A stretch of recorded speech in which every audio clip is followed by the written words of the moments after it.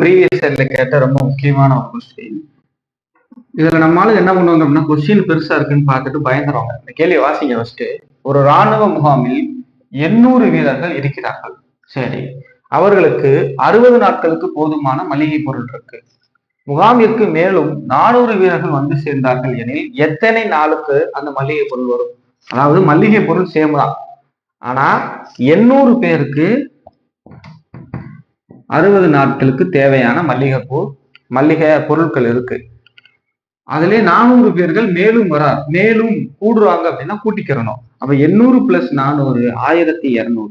அப்ப இந்த 1200 பேர் வந்தா இந்த மளிகை பொருள் எத்தனை நாளைக்கு வரும்? இதுதான் கேள்வி. ஓகேவா? சிம்பிளா. ஸோ கேள்வி பெருசா இருந்தா நம்ம பாயிண்ட் அப்படி எடுத்துட்டோம்னா ஈஸி. அடுத்து என்ன பண்ணணும்? சிம்பிளிபிகேஷன் பண்ண போறோம், அவ்வளவுதான். அப்ப 800 by 1200 இன்ட்டு 60, அவ்வளவுதாங்க.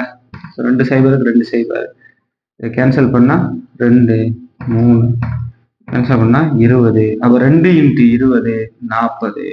ஸோ அப்ப 1200 பேர் வந்தா அந்த மளிகை பொருள் 40 நாட்களுக்கு இருக்கும். ஸோ அவ்வளவுதான். ஸோ நம்ம கேள்வியை பார்த்து பயந்துடக்கூடாது. கேள்வியில இருந்து நம்ம இந்த மாதிரி நோட்ஸ் எடுத்துட்டோம் அப்படின்னா ரொம்ப எளிமையாக இருக்கும்.